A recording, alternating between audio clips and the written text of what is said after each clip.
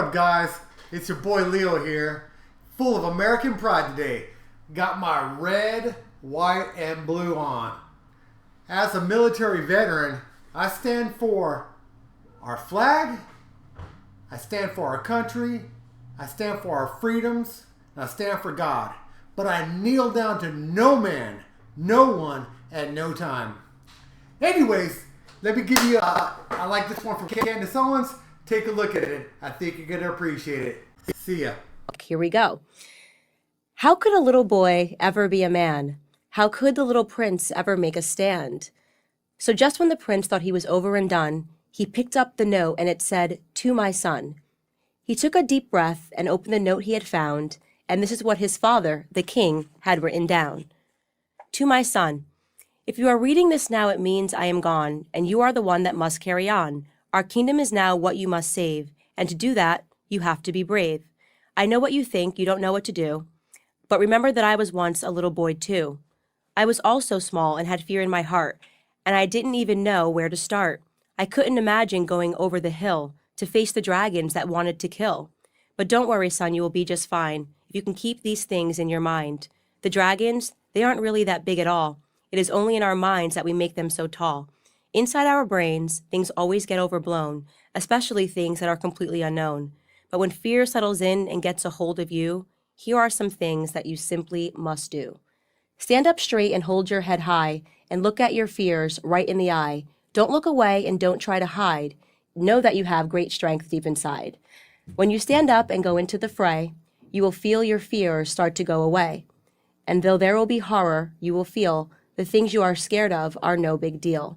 I am reading this from a book entitled Mikey and the Dragons, and across from me sits the author, Jocko Willink. Welcome to the Candace Owens Show. Thanks for having me on. By creating books and letting boys know from a young age that you're going to have fears. That's a part of life. That's what I like about this Mikey and the Dragons. Mikey's freaking out about everything, right? And then his dad's sort of like, "Hey, Mikey, fear is normal." Right? But you got to embrace your fears and you have to go forward. So what inspired you to sort of start starting to write books and starting to, especially towards children? I'm really interested in the children's books. Yeah. So I have 4 kids, and I remember one day I was talking to one of my kids. I think it was my oldest daughter.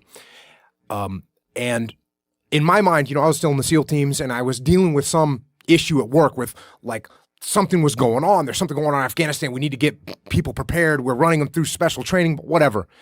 But it's a pretty big deal, And I come home and my daughter tells me something that happened at school and I don't even remember what it was. And of course, I'm sitting there looking at her like, I can't believe this is a problem. This is pathetic. This is nothing. And then what I tell people to do all the time is, you got to detach and see things from other people's perspective.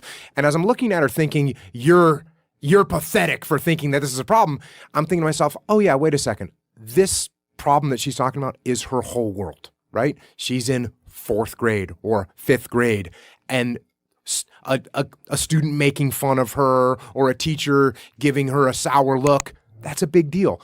And that's the way it is, right? When you're a little kid, your world is as big as your world is, and it's not very big. And those problems that you have are the biggest things in the world, and they weigh as heavily on, that problem weighed as heavily on my daughter as a problem that I had at work with guys going to Afghanistan.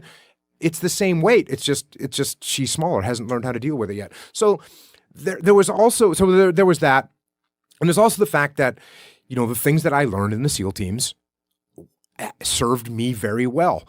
And I realized that when I taught some of these things to my kids, they were very helpful. Case in point, the first Warrior Kid book, the kid doesn't know his times tables and he thinks he's stupid. This is a story directly from my oldest daughter who came home from school in 4th grade or whatever and said, "I'm stupid." And I said, "Well, why do you think that?" And she says, "I don't know my times tables." And I said, "Well, how long have you studied?" And she gave me, the tilted head look of, "What do you mean? How long did I study?" And here, Bad Father Award, she didn't know that she had to actually study to know her times tables. And so she said, what do you mean study? And I said, yeah, you got to make flashcards and you got to write them down and you got to flip them over and you got to study them and then you'll know them. And so I sat there, got out some index cards, gave her the index card, said, here's how you make flashcards. She made flashcards, and in an hour, she knew her entire times tables. But she didn't know that. And she didn't understand that you have to put in work if you're going to be successful. And so it was those kind of things as I started connecting the dots of what had been helpful that I learned in the SEAL teams. Because as I told you earlier, I wasn't the smartest, I wasn't the fastest, I wasn't the strongest. I had to work hard. And that's the way life is. You got to work hard if you're going to do well. And there's very few people that get every gift that you could possibly want to be successful. In fact, I'll go ahead and tell you that there's no one that gets every gift that they want. That sure, there's some people that are better in some areas than other areas, but they've got a weakness somewhere and they have to work to compensate for that. So raising my kids, being around my kids, seeing what I learned in the SEAL teams and how that was applicable to my kids and helping them in their lives, that's what made me decide to write these books. You definitely got to put your kids through challenging things if you want them to have any sort of resiliency in the world. Right. And I think it's about more than just humility when it comes to cleaning a toilet. Be able to complete a basic task, right? And this goes back to Jordan Peterson's whole idea of like, make your bed in the morning, right? It's a very simple, small thing, but make your bed in the morning before you leave.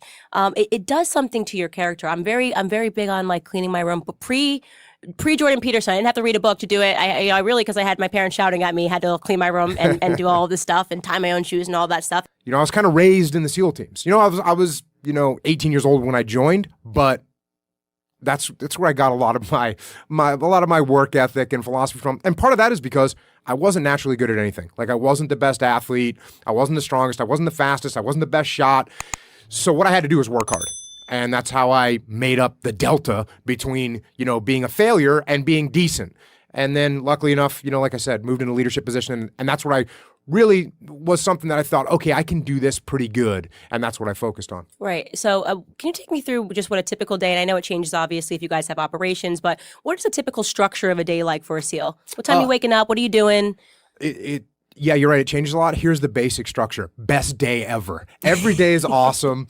You work with the best guys. Your job is awesome. Shoot machine guns, blow things up, jump out of airplanes. I used to joke around because, you get paid, you're in the military. And for me, it was great pay. And, you're making $70,000 a year. And I was, 34 years old, and I'd be walking around the team area and I'd tell someone like, I'm 34 years old, I make 70 grand a year and I'm not wearing a shirt. Because, we just would, and it's awesome. You get paid to work out in the morning. So it's a great life. You're hanging around with great people. The habits, they basically interviewed the most successful people in the world, a bunch of billionaires, maybe like 10 billionaires, and tried to, from just the way they lived their lives, figure out what things that they all had in common. And the number one thing was waking up early. All of them got up at like 4:30 in the morning. Yeah, and I get pushback on that all the time. People tell me it's unhealthy. And there's books about how unhealthy it is. And another thing is, and I put this out all the time, there's single moms all over the place, single dads that are out there that are getting up at 3 o'clock in the morning so they can do their first shift at work in a diner somewhere as a waitress. When they get done with that, they're coming home, taking their kids to school, then they're going off to their second job, doing whatever, and at night they're doing their third job. So I have the luxury of getting up early in the morning, and I get up early in the morning and I work out and I have time for myself. That's a luxury for me. There's plenty of people that wake up earlier than that because they have to. And hopefully people that have that attitude over time, they'll be able to work themselves out of that position where they can actually get up because they want to. Right. So what's your routine? You get up at 4:30 in the morning. I get up at 4:30 in the morning, and I the first thing I do is work out, right? I work out because if I try working out, if I say I'll work out after work or this evening, what's going to happen? People are going to come and take that time away from you, whether it's clients calling me, whether it's my companies that are someone at my companies or some kind of emergency going on there, or whether it's one of my kids that needs help with their homework or whatever the case may be. So I get up before other people so I can have that time. Like no one can take 4:30 in the morning away from you, and very rarely can people take 4:30 in the morning away from you. So if that started getting taken away from me, I'd get up even earlier. It doesn't matter to me.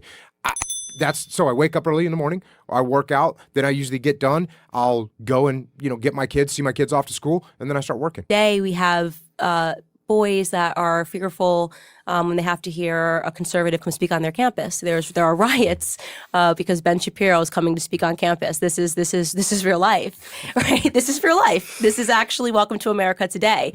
And these people that protest me because there's a black conservative coming on campus and they see this as a real threat. And I worry that we're not teaching leadership anymore in this society. We're not teaching what it means to be a man, what it means to stand up tall.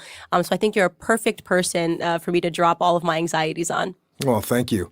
I definitely appreciate all your anxieties. And I'll assuage those maybe a little bit. First of all, I still work with the military, and in all branches of the military, I'm telling you what, there are young kids that are 18, 19, 20 years old that signed up in a time of war, and they know what's at risk, and they are willing to take that risk and willing to make that sacrifice if they have to.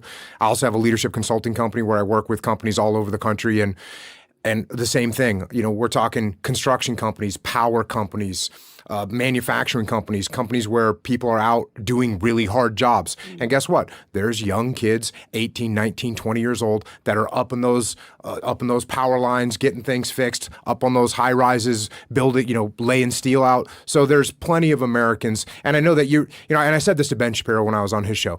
You guys exist at ground zero for bringing around people that you're going to look at and say, well, this doesn't seem like the type of person that I would want to carry on the traditions of this great nation. Right. That's where you all live. And fortunately for me, I live in a world where I work with real people.